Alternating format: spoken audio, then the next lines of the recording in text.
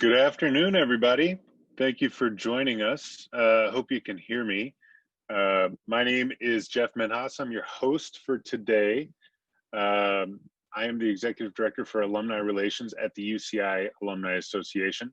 I am very happy to see such a great turnout for this event, which we're very excited about. It's great to see so many anteaters tuning in virtually to the diverse content that we have been putting out on a weekly basis. So once again, thank you. This is our 7th installment of this Lunch with Eaters Lunch and Learn series, which is a twice-a-month virtual program built specifically for our UCI alumni and friends community. We have an archive of previous Lunch with Eaters videos, as well as a listing of upcoming events, of which there are usually many.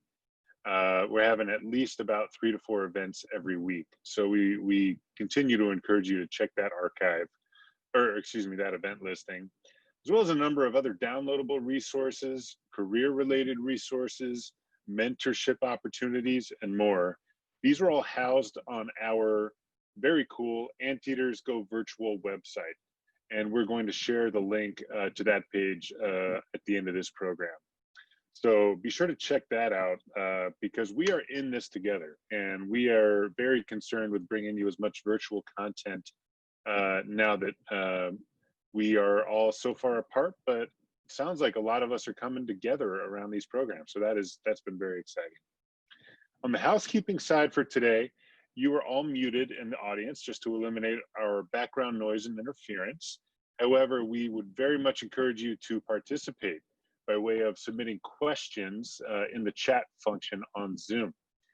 Our featured speaker, who I'll introduce in just a moment, will be answering some of your questions towards the last 15 minutes of this program. So we'll have a moderated Q&A.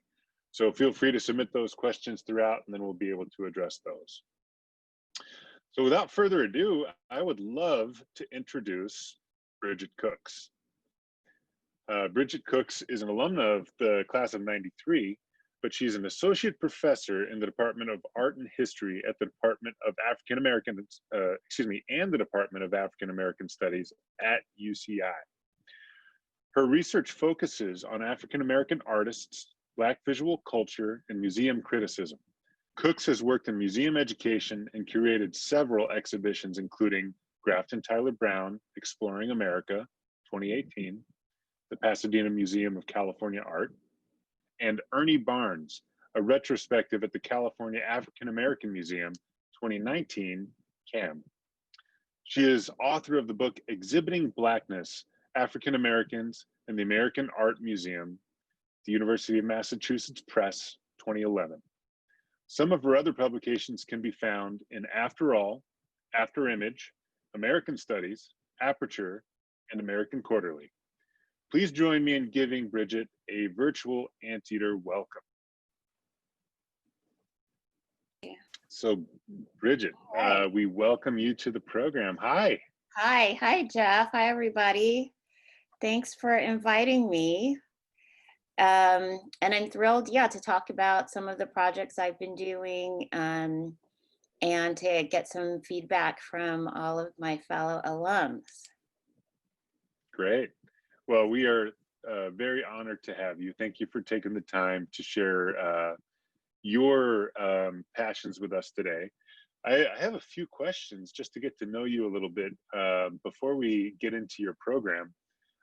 Bridget, you're an alumna of UCI and you're an associate professor here in 2 departments.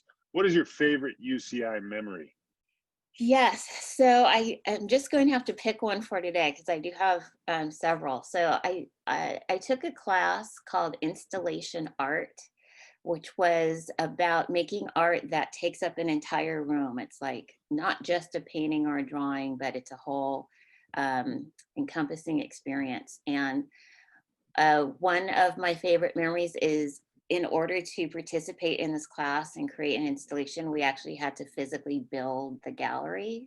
And that was a really wonderful experience of construction to get, experience from the beginning to an end. You think of a concept for an art show, but you have to build the building first. So that's one of my favorite memories. Oh, great. So when did you decide to focus your profession on art, Bridget? Yeah, so I came to UCI as a studio art major. I wanted to be a great painter and realized that I didn't know anything about art history. So I started taking art history classes and I got completely seduced by all of the amazing stories. I remember that's when I first at UCI heard about Vincent van Gogh, and the idea that he cut off his ear and gave it to a prostitute was totally bizarre and incredible. And so I decided that I wanted to study more. And then I realized that none of the textbooks had any African-American artists in them. And so that's when I figured that this was a field that I enjoyed, but also could help construct. And so that's when I decided that I really wanted to have a career in the arts. So I understand that you had a great experience with the UCDC program. How did you hear about that program? And can you tell us more about your museum experience through it? Yeah, I'm happy to. So the UCDC program, I think I just found out about it probably from a flyer in the bathroom or something, you know, very innocent on campus, just a flyer. I remember going to the first meeting and finding out about it. And I was really excited to go to DC. At that time, there wasn't a residential space for UC students. So I lived in the dorms at Georgetown University. And I worked all summer at a new museum, the National Museum of Women in the Arts, which had been around for about 5 years or so. And it was my first internship, my first time working in a museum. And it really had a profound impact on my life and my career. So I have nothing but fond memories of living in DC, meeting all kinds of other amazing people who were teenagers like me, and people in their 20s. It's a great place to be when you're that age. That is, that's wonderful. And so many fellow anteaters have had a great experience through UCDC. Now you had a great undergrad experience and you went through UCDC, then you moved on. But what was it that brought you back to UCI to teach? I know. So I was applying for tenure. I was teaching at Santa Clara University, and I was at work applying for tenure. The phone rang, and it was the Vice Chancellor, Doug Haynes, saying, "I'd like to invite you to apply for a position here." And I was really excited because I thought I'd be working with Judith Wilson, who is a pioneering art critic and art historian. And then he says, "Oh, she's retiring and she recommended you for the job." So I had been teaching already for 5 years, and then I got tenure at Santa Clara, and then I did come here. And so I didn't anticipate coming back to UCI, but I was absolutely thrilled to have the opportunity to come back, being from Los Angeles and being closer to home. Well, we're glad to have you back, and so are our students. So you'll share some more today, but yeah, that's always wonderful for us when an anteater returns to the den. So Yeah. last quick question. Who are some of your favorite artists? Yes, I know. I have had to think about this because whenever I pick one, I feel guilty for leaving someone else out. So I have a top three. So the first one is Mary Corse. She is a quintessential LA artist, an important pioneer in the light and space movement in California. And if you don't know her, you might be interested in checking her out. She really has figured out how to create and manifest light in her paintings. You have to really experience them to get this amazing feeling that she's able to create through her interest in art and science. My other artist that I love is Clifford Still. He's my absolute favorite abstract expressionist painter. Absolute command of color and form, incredible scale. If anyone is ever in Denver, please take time to go to the Clifford Still Museum. And then the other artists, they're all, number one is Titus Kaphar, and I will speak to you today about some of his work and show some of it to you in the next few moments. Okay, that is a wonderful transition. So we're excited to get into your program now, but before we do that, audience, we have a very quick poll for you. We would like to know if you have taken an art or art history class at UCI. Some of you may have been majors, some of you may have taken the course, some of you may not have and are kind of rekindling that interest right now through this program. So you'll see that poll pop up on your Zoom. Just take another 5, maybe 10 seconds to respond. That'll give us a better sense of the audience as Bridget gets into her program. So 68% of you said no. So Wow. Bridget, just about a third of our audience did take an art or art history course at UCI. So okay. There we go. All right. So right. Bridget, it's all you. Please take it over. Okay. Well, thanks for joining, everybody. I'm thrilled to be asked to participate. And if you haven't taken a class or didn't get a chance to, I'm encouraged that you're here, and maybe this will encourage you to learn more. So I'll say a couple of things to start.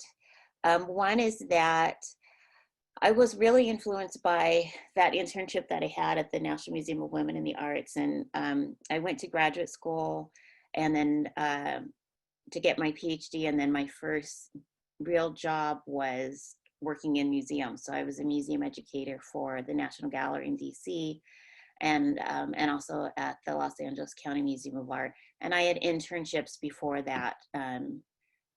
After being in DC through UCDC, I worked at various museums during the summers and got more and more intrigued by what was going on in museums. I had many experiences that led me to my initial research when I left the museum world to work as an academic full-time. And they led me to a series of questions, the main one being, what is the role of art by African Americans in mainstream art museums? So as I mentioned, there weren't any Black artists in my textbooks when I was studying as an undergrad here. And that kind of absence was repeated or paralleled in the museum world. So I wanted to study these questions, right? And try to figure out what the answers were to these questions. Breaking this big question down a bit more, which artworks by African American artists are regularly on view, right? So when you go to LACMA or you go to MoMA, which are the artworks and what kind of stories do they tell? How does knowledge about the artist's race influence what you as a viewer think and say about the artwork? What do the object labels for artworks by African American artists say? And how are African American artists incorporated into the museum's identity? And so these are all questions that I was getting some answers to through my research in graduate school, and also my experience just being in the field. And I realized that there was no comprehensive book, article, resource to really talk about what the history of African American people in mainstream art museums was. And so I did the research and I wrote this book called Exhibiting Blackness.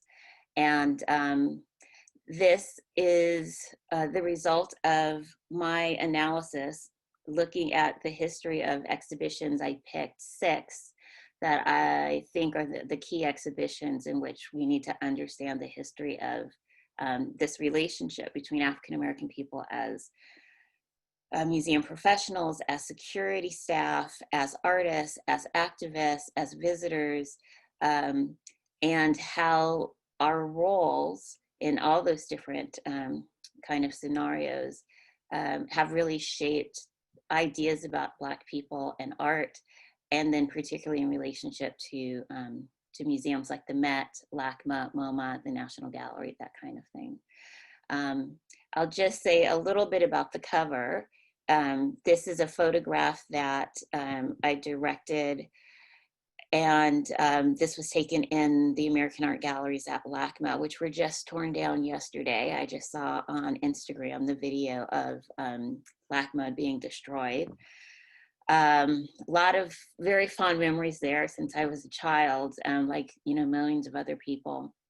So this makes this photograph even more precious. So this is a picture of me, blurry, walking through the galleries, trying to emphasize conceptually the presence and absence of Black people in museums.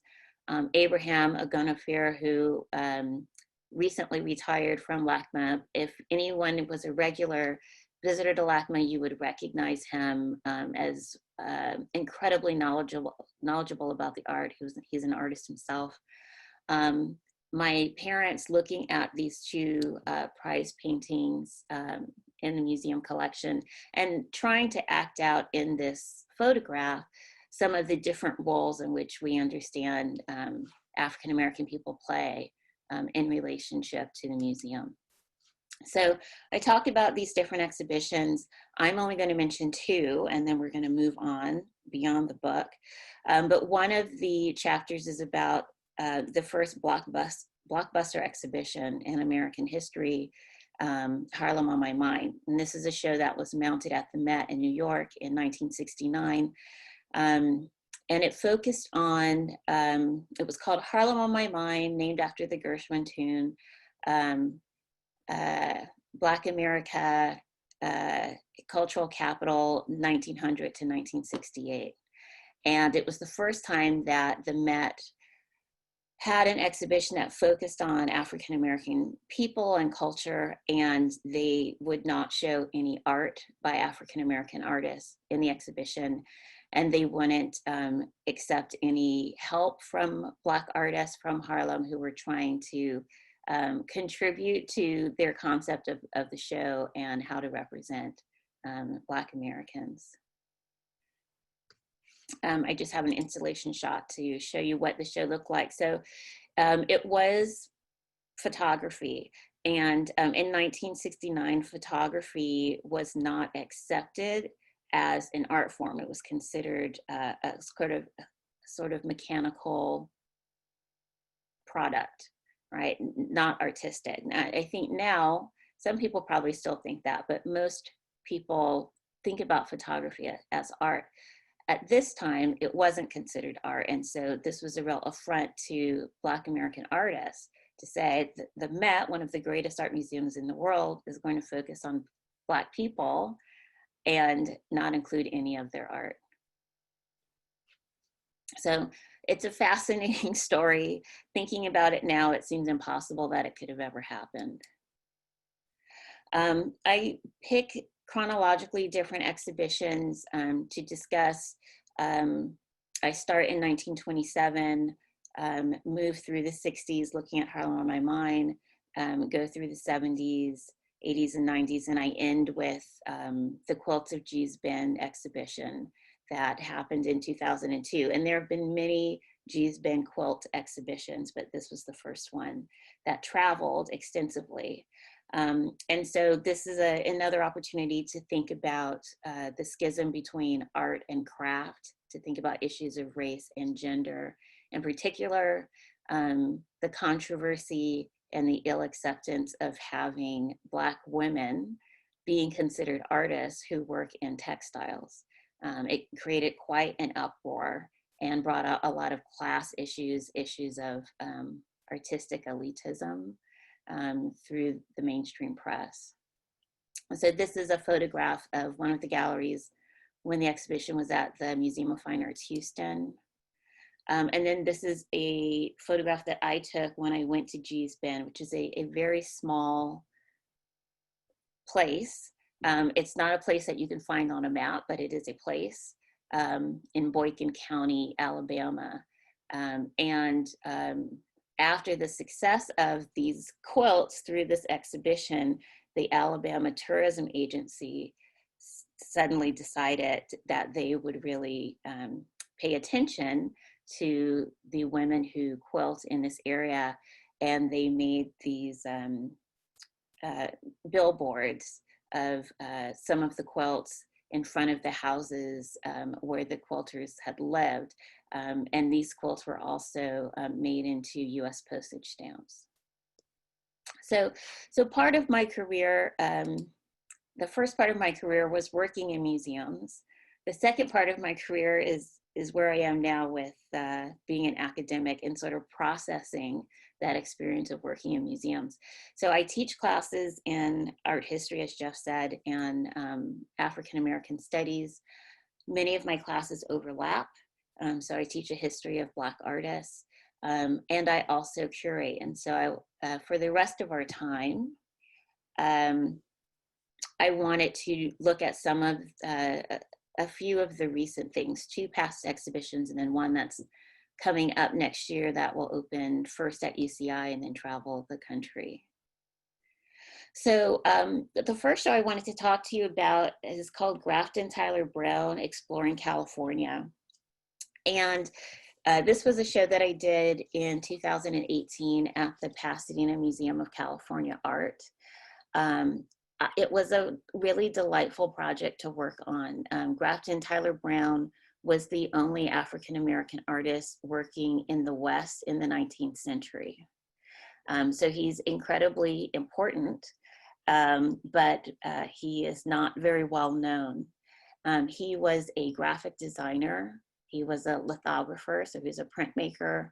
And he was born in Pennsylvania and came to California by himself to find new opportunities. It was just after the gold rush, and but there was still silver mining, there was still some gold mining, and there was a lot of success.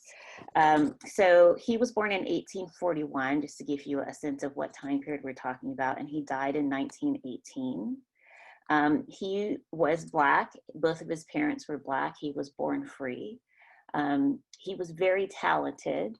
And the reason why he could be so successful and profitable with his talents in California is because he passed for white.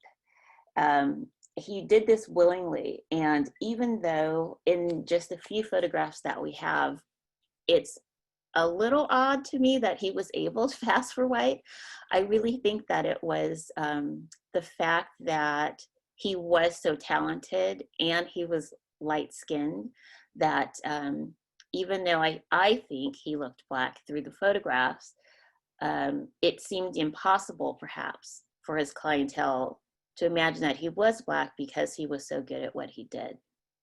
So it's a pretty fascinating story.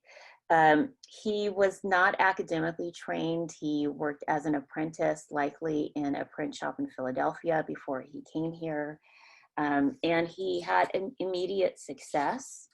I'll show you a couple of more pictures. He worked doing all kinds of different prints. He opened up his own studio in San Francisco in 1865. So you can see some of the prints in the background that show you land settlements. He had a very profitable business where men who struck gold or struck it rich wanted to have some kind of documentation of their land. And so he said, I can make a print for you, and then you can hang this in your home and your business, and you can distribute it among your associates, families, and friends. And so he made, particularly in San Mateo, different prints of settlements of land that was afforded by newly rich people who wanted to show off their wealth. He also made a series of paintings along the same lines, but he made oil paintings that were just picturesque. right, that were not about land ownership, but really promoting the beauty of the West. In the case, in the foreground, we can see some of his other projects, sheet music, Under the Snow. He also made architectural drawings and prints. There's a church in San Francisco that you can see on the right. On the left, you can't really tell what it is, but it's showing a big rock in the ocean that's being blown up so that there's easier passage for ships to get to and fro. And this is just a kind of diverse set of objects and projects that he did. He was highly sought after, and he was very good at what he did. Just a couple of details. So, property of a J. Kentfield, Redwood City, San Mateo County, California. And I want to show you this. This is called the Golden Gate, which is not the Golden Gate Bridge in San Francisco, but an area around a pass in Yellowstone National Park. And you can see the tracks of the stagecoach from the bottom right-hand corner that disappear around this kind of scary curve in the middle of the painting. So he was part of different exploration projects. He was in a kind of funny position of advertising the West, encouraging people to come here because of its beauty, but he was also documenting the destruction and the development of California and other states in the West as well. So some of the paintings are really quite large and beautiful.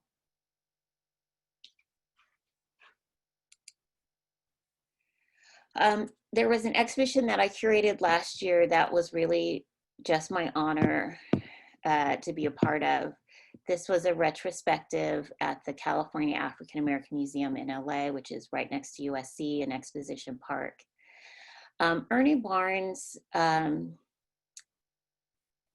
has been a very influential artist. He is very highly revered. He's less well known in the mainstream art world, but is a favorite as a popular artist for millions of people all around the world.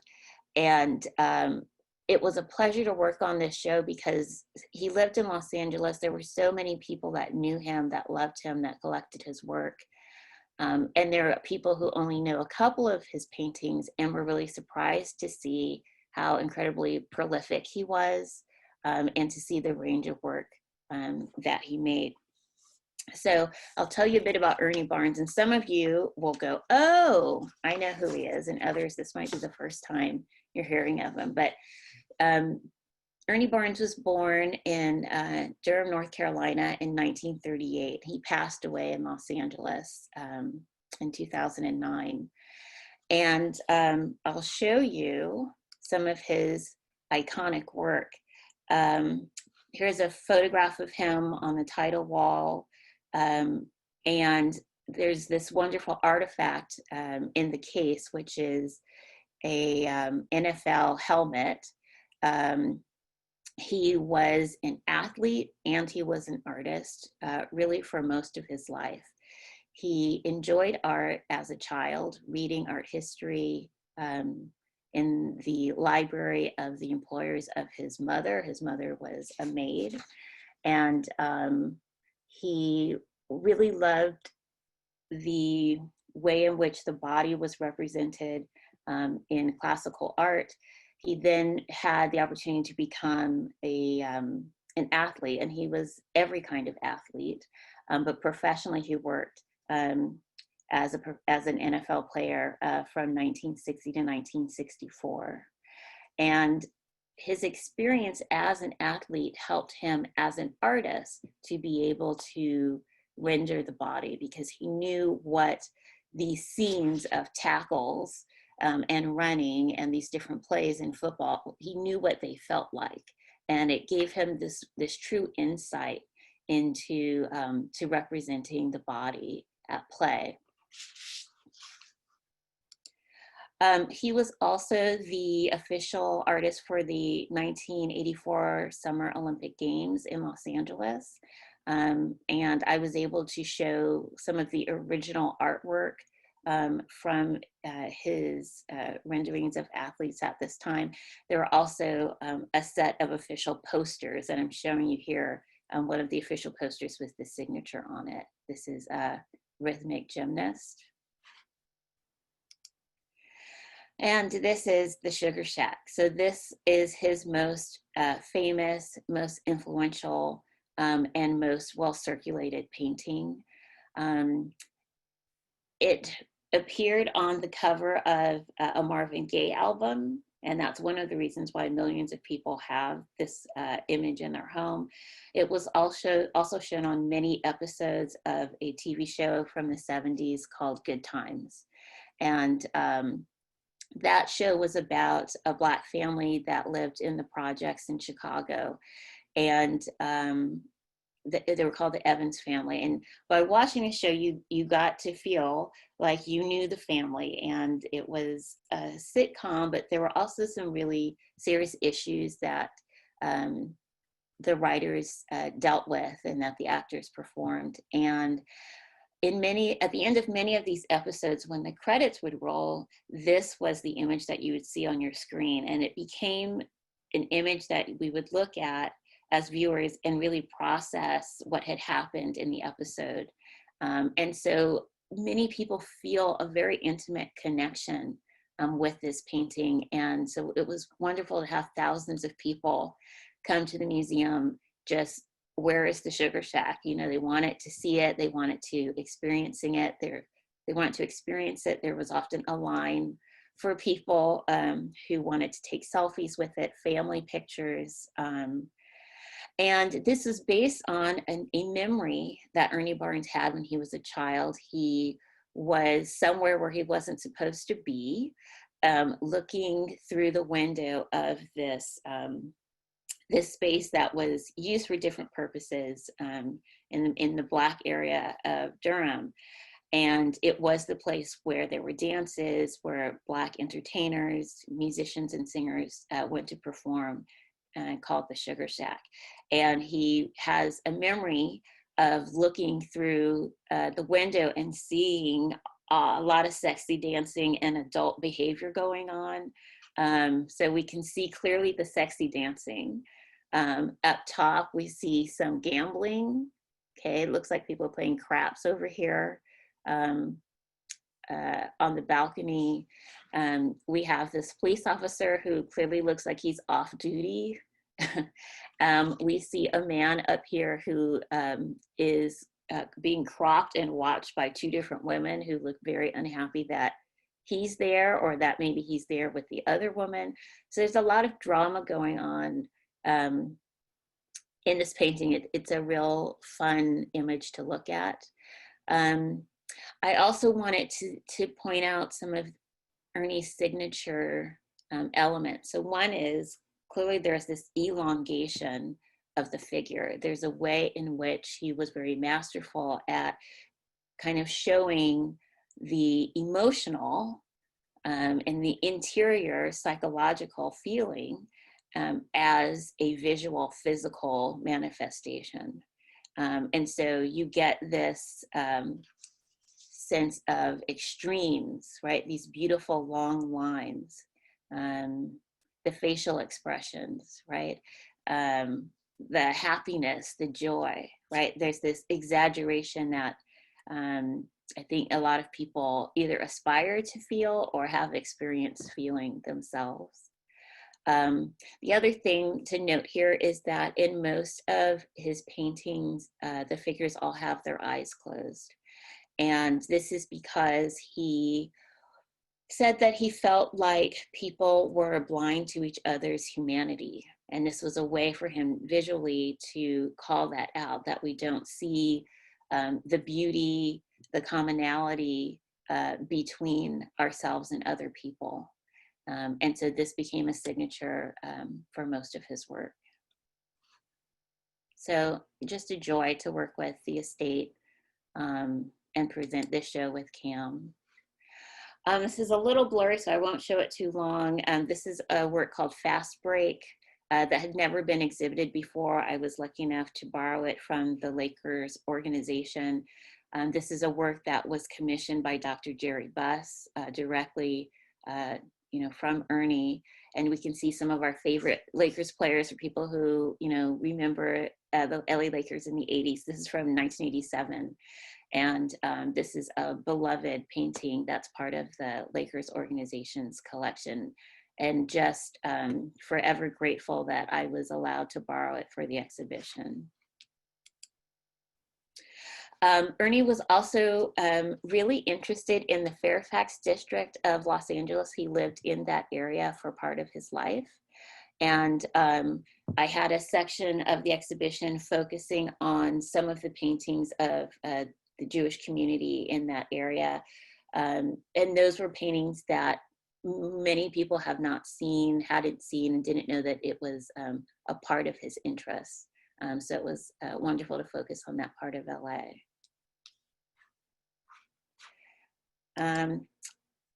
Just showing how popular the show was. It was really fun to do this show, and people loved it. Yeah, we had thousands of people come out one night for a collaboration we did with KCRW, which was wonderful. Okay, so I only have a couple of minutes, I think. I'm going to just, in 2 minutes, say something about an exhibition that I've curated that's coming to UCI. I'm thrilled to be able to have it here and to work with my students with the exhibition. So it will be opening here in January, fingers crossed, because of the coronavirus. Going to Northern California, the Palo Alto Art Center. Happy to be working with Karen Kinzel, who's a fantastic director up there. It will be going to UT Austin and then Hunter College, thanks to Sarah Watson, who's been an amazing collaborator. I'm going to briefly tell you about this show because it is timely. If you are local or going to be in any of those other cities, I encourage you to come and see it. The show has been in the works for years, but the issue that it addresses in terms of the loss of Black lives is something that seems to make it perpetually timely. And what I've done is to bring together the work of 6 artists, 3 men and 3 women, who are making some alternative images to represent Black people, and alternatives to images of Black people who have been arrested, who have been incarcerated, who have died, and pictures that we see regularly now through photography and video. And it's a very difficult, violent moment that many of us are trying to process. These artists are trying to process the significance of Black life and its loss through their artwork. And it's an opportunity in this exhibition for us to try to process that and be part of the conversation.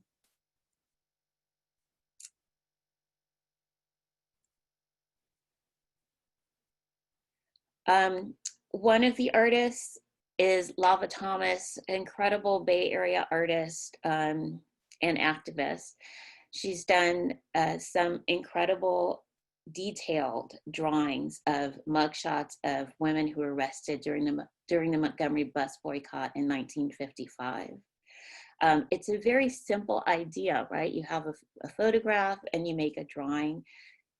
She, as an artist, is able to create an experience with her art, so that we're really focusing on the women in a way that we never have done before.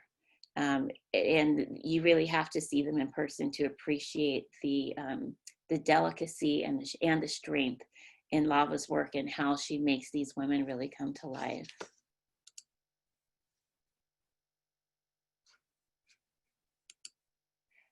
Another example there.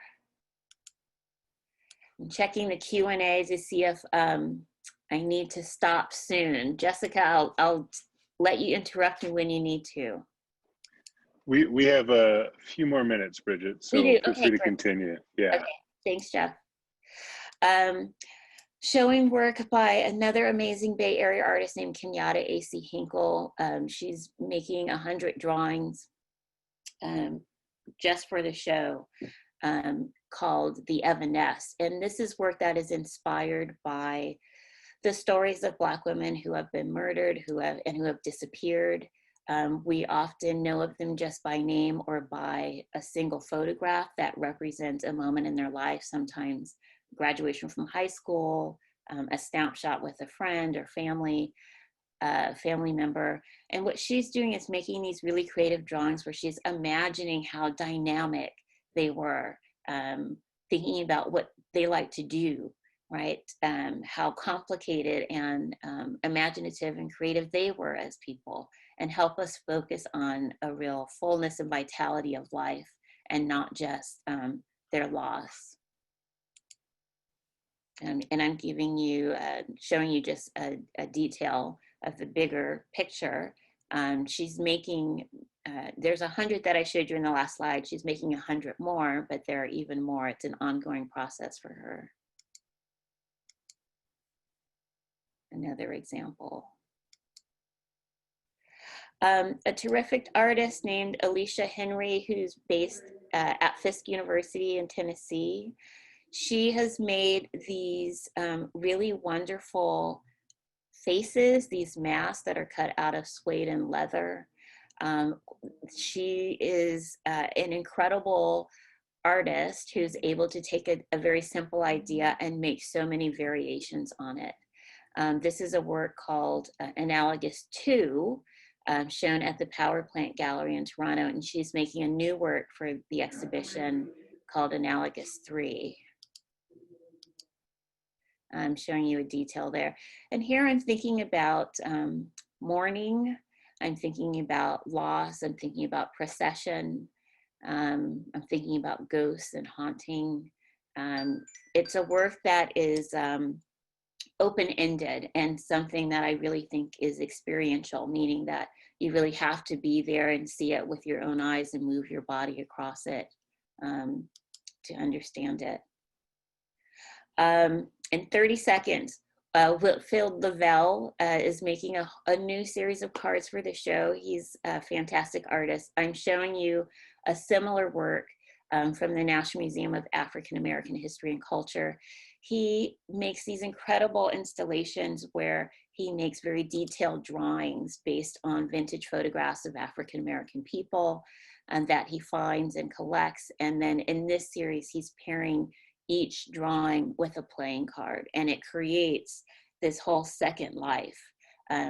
They're wonderful kind of starting points for our imagination to think, who were these women and men, and all the things that we don't know about them. The pairing really activates new possibilities of relationships.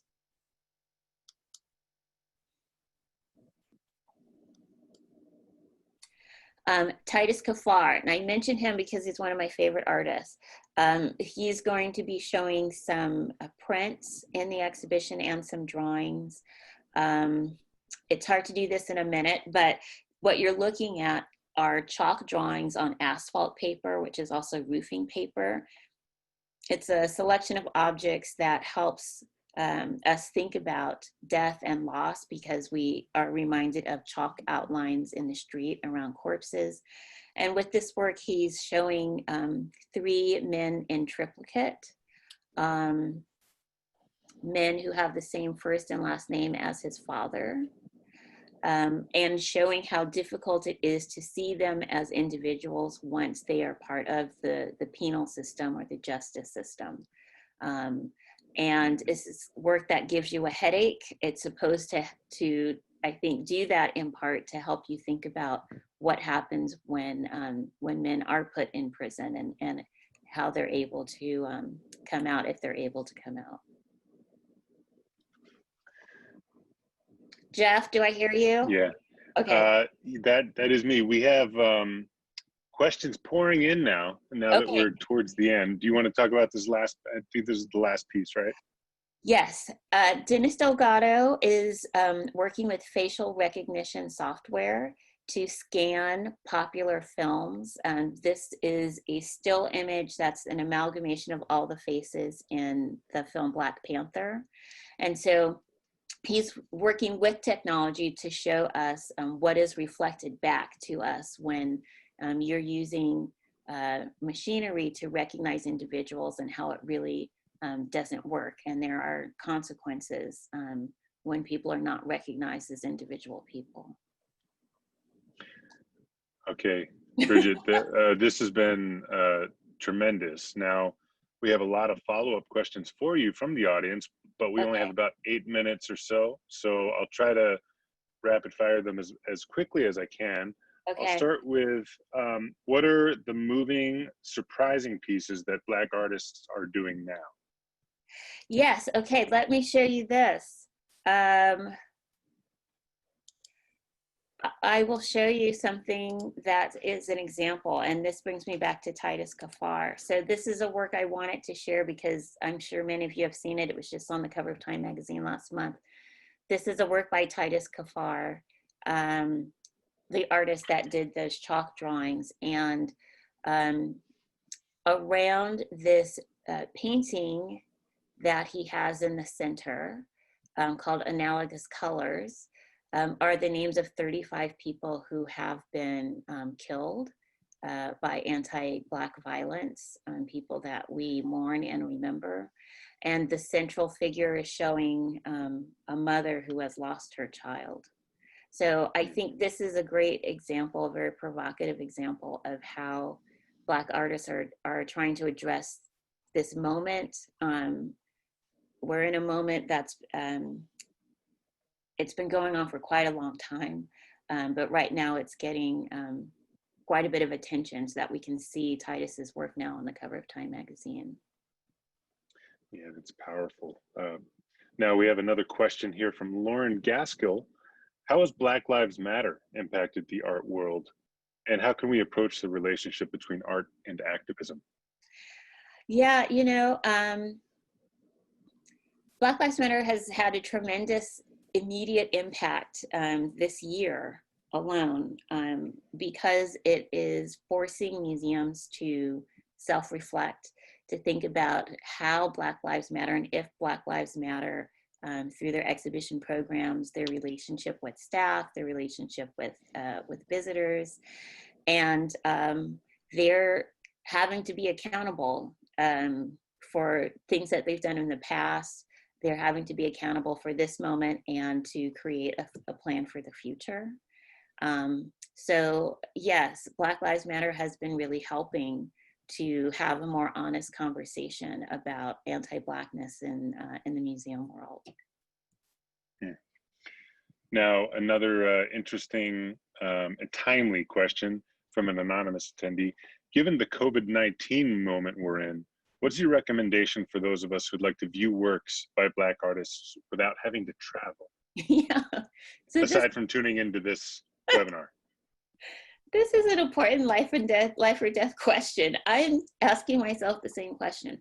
So I can say that for this exhibition, the folks at UCI, in the University Art Gallery, Allison Unziker in particular, and Kevin Appel, have been really thinking forward about making the exhibition available through virtual reality. Programs are going to be available that way. I've been participating in programs at museums and galleries through Zoom, so that I think that's going to be ongoing, because we have to stay safe first. And more and more there are online exhibitions. That's one way to see it, to see the work. It certainly is no replacement for seeing the work in person, but museums are still trying to bring content to us, and so you should be able to find more information on their websites. Terrific. Now, Reginald Brown asks a specific follow-up to one of your earlier points. Did you say that the Harlem on My Mind exhibit didn't have work exhibited by African-American artists? Yeah, so yes, that is what you heard. That is what I said. There were African-American photographers whose work was shown James Van Der Zee and Gordon Parks are two of them. At that time, photography was not considered art. And so people like Romare Bearden, people like Benny Andrews, well, those two people and people who were part of their community, who were very important artists based in Harlem and part of the Harlem community, their work was not considered important enough. It wasn't recognized by the museum as art, and that it was deemed by the curator and director to not belong at the Met in a show about Harlem being the cultural capital of Black America. So it's pretty dumbfounding now, and it was then. Yeah. A related question from Adriana Romo. Is it difficult for Black artists to get their art displayed in a mainstream museum? It seems like most Black art is displayed in majority Black museums. Yeah, absolutely. Yeah, yes.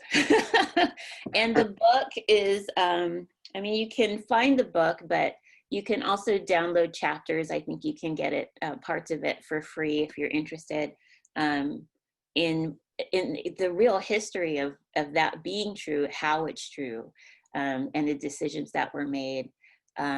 There's definitely a long Eurocentric tradition in American museums. And so in the 60s is when we really start having what we call ethnic specific museums, right? And so we have Black museums, CAM being born in the 70s, the Studio Museum in Harlem being born in the 60s, as the only place where Black artists could show their work, because mainstream museums were largely just not interested in what Black people were doing. Wow. Yes. Yeah, unbelievable. Another question from Oliver Brooks. How is Black art interpreted differently based on the race of the observer? Yeah, so this is... You probably need a lot more time for this one, but... I know. So there's nothing about an object that says this is made by a Black person. Once we as viewers know the race of the artist, then our interpretation, right, changes. This is the case in many cases for many people. So just to be brief, often an artwork could be abstract, right? That there's nothing recognizable, like a table or a chair. It's not a still life, it's not a portrait. It's colors and lines, and it's open-ended. But once a viewer finds out that, oh, this is work by a Black artist, then they might limit what the artwork is actually about and decide this must be about Black Lives Matter, or this must be about the Civil Rights Movement, or this must be about Hurricane Katrina, right? So often when a viewer knows that the artist is Black, it narrows down what the work can really be about. And that's not fair to the artist, because the artist can be of any race and have the freedom to think about and make art about anything. Okay, time for one final question, although I will say there's a chance for us to get some more questions answered after the program. This question comes from Zuji de Magalhaes, pardon me. She's a UCI visual art alum from 2000, or the year 2000. She visited the Ernie Barnes exhibit at CAM, and it was brilliant. She wanted to ask which contemporary Black artists that you think are influencing art today. Yeah, so I'd say I have to mention Titus Kaphar again, because I'm such a big fan. Kehinde Wiley, I would say, and Amy Sherald are the other two that come to mind because of their portraits of the Obamas. They've gotten a lot of visibility, and in that way have become very influential. They're both, of course, incredibly talented and deserving. I think that the popularity of those Obama portraits has really helped bring visibility to their work, and also encourage people to look to see, well, who else is there? who's making art, what have I been missing? Wonderful. Well, we have some more questions for some further recommendations on various fronts Okay, from you, Bridget. So what we will awesome. do, since we're at the end of the hour, is we will capture these questions here. And if you do have any further questions, you can submit those to us at alumni@uci.edu. And we'll do our best to see if we can get any additional answers and email those back. But I must say, this has been absolutely enlightening, and love the depth that you went into, Bridget. So I just have to say thank you so much for all of your time here. Thanks, Jeff. Thanks everybody for tuning in for lunch. Yeah, and everyone in the audience, please join me virtually in thanking Bridget for her insight and time. Now, we do have a final poll question that's about to pop up on your Zoom. Just take about 10 seconds. We're trying to continually improve the virtual programs we're putting out here in the pandemic. So if you have anything that you are specifically interested in, we have some ideas on the screen, please just take a quick second to fill that in for us. I want to give you an update on our next Lunch with Eaters event. That is going to be 2 weeks from today, on Friday, August 21st, from 12 to 1, featuring Jesse Gutierrez from USAID. As I mentioned, we will do our best to answer some more of these questions, because a lot of them came in at the end, and they were great questions, and we thank you in the audience for them. And we will do our best to get back to you. Email alumni@uci.edu. There was such detail in Bridget's presentation. We have this recorded, so we are going to post this video on our Anteaters Go Virtual page, and we're going to email each of you with a follow-up email with a link to that recording. So feel free to go back and explore some of the pieces that Bridget shared with us today and her analysis. Once again, thank you, Bridget, so very much. And thank you, everyone in the audience, for attending and participating today. We hope to see you at the next Lunch with Leaders and engaging with us virtually, wherever you may be. And I'll leave us with a collective ... Thank you, everybody.